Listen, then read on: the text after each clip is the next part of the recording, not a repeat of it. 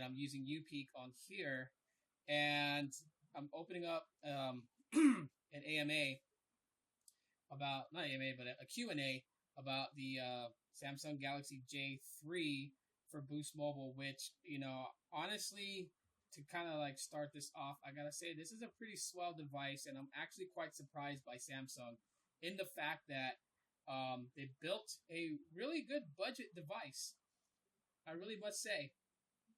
I've had it for a couple of days now, and it's remained my daily driver. I actually haven't switched to any of my other devices, so I've been using this quite a bit. And I figured before I throw up my review video tomorrow, I would go ahead and straight answer questions about it right now, live on either service, UPeak or on YouTube, and just fire away with questions. Any questions you guys might have about the device you guys would like to know.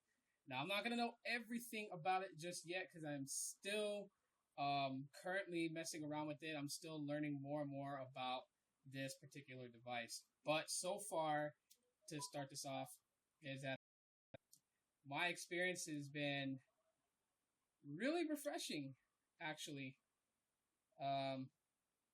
Right now, I don't have a lot of negative things to say about the Galaxy J3. I was actually quite surprised on how thin the device is. So it's really, here's the G Stylo, and side by side, that's how thin it is. I know the G Stylo is kind of thin, but this just feels super thin. When I first felt it in my hands, I was like amazed on how light it is as well. It is a pretty light device. It's not heavy like the Boost Max, or I'd say the G Stylo is a little bit heavier than the Galaxy J3. So other than that, size-wise, it's quite comfortable to hold. It's not too wide at all whatsoever. It actually fits inside the G Stylo. And I know the the Warp Elite's camera's not doing any justice right now because I don't have good lighting in my room. I have to go get light bulbs. Probably not tomorrow, but maybe this weekend. So yeah, lighting is pretty bad. But other than that, it's pretty thin. I like the color of the phone. Yeah, the color is actually is kind of unique. I was kind of shocked by it. It is gold. So that was like, gold phone. One thing I can say is a wearable that would definitely go with this. The Galaxy Gear 2 with its gold accents perfectly match this.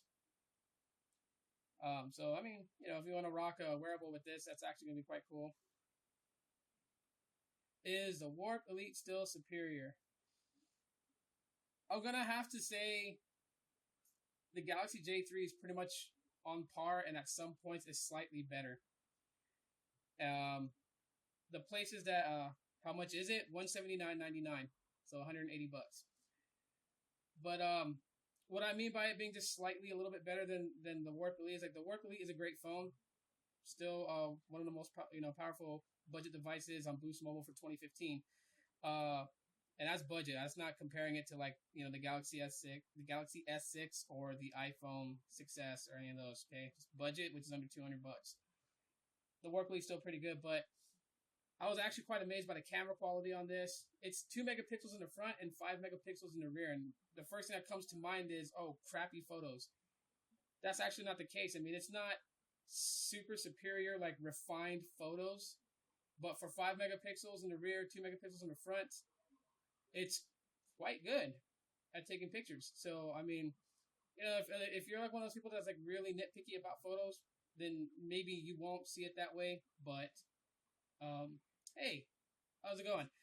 But if you guys see it that way, then yeah, you may not like the camera quality on this phone. But if you're a person that just wants to have a good shot, then this phone will do it. It'll definitely do it. And it's surprising. For me, the cameras on this actually kind of beat out the G Stylo's cameras. Is this better than the Warp or the stylo, or are they better? Like I was saying, this slightly edges over the Warp Elite and it edges over the G Stylo. Um, but the reason why I say that is user experience wise, cameras are actually quite surprising for being low spec cameras. And I really thought honestly like I was gonna have a bad experience with this because TouchWiz is so heavy. That is not the case. I'm actually quite surprised how cleaned up TouchWiz is and how much more efficient TouchWiz runs. So yeah, this actually edges over those two phones. I've been using it for a couple of days now. I haven't had lag at all, like not experienced not once, not one bit of lag. The next thing I'm about to test out is gaming. I'm going to start with some light games starting tomorrow, and I'm going to go into some heavy games, and I'll probably have like another review next week, Wednesday, about the gaming on this. At what point is it better? Performance is better. It's smooth, really smooth, and like I said, there's no lag at all. It has not lagged on me. Battery performance for 2600 milliamps is good. It'll get you through a whole day, at least 15 and a half to almost 16 hours. Just wanted to mention that the stream keeps stopping and loading and starting. Is it doing that for all you guys? Is like my stream like really bad right now? Just out of curiosity, just let me know.